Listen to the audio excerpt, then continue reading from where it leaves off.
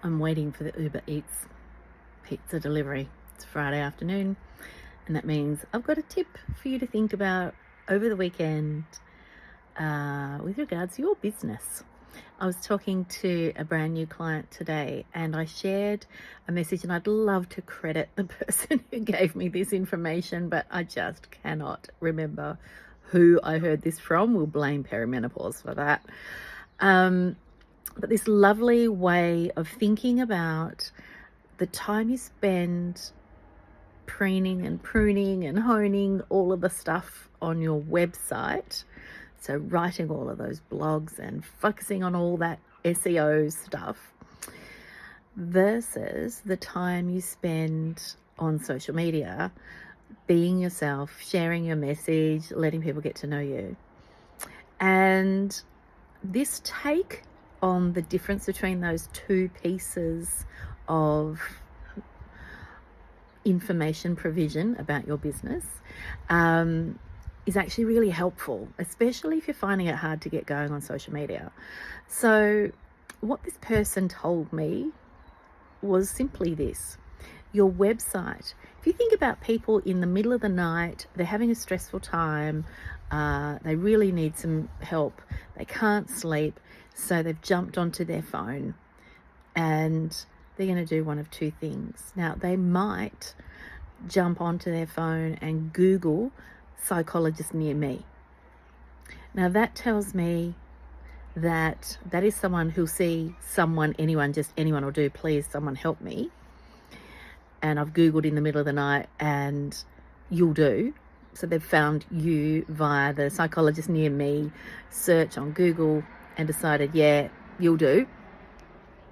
And then in the cold light of day, how do they feel about having booked in with you? If they can book in with you, mind you, that's a whole nother conversation.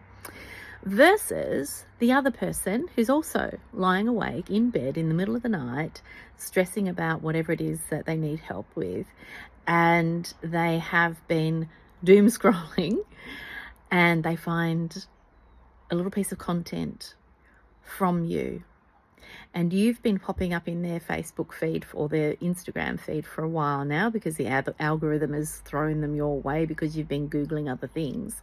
And over a period of time, they've noticed you and that your content has appealed to them. Maybe they've liked it, maybe they've started following you, but maybe they haven't done either of those things. Maybe the algorithm has just picked up that there's something that they are interested in that puts you in the same ballpark of stuff they might want to see on social media. So there they are lying in bed, and here comes another piece of your content.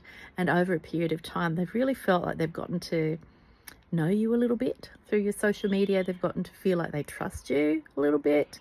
And so then they make the brave decision to book an appointment with you. Now, what happens next is what's really interesting.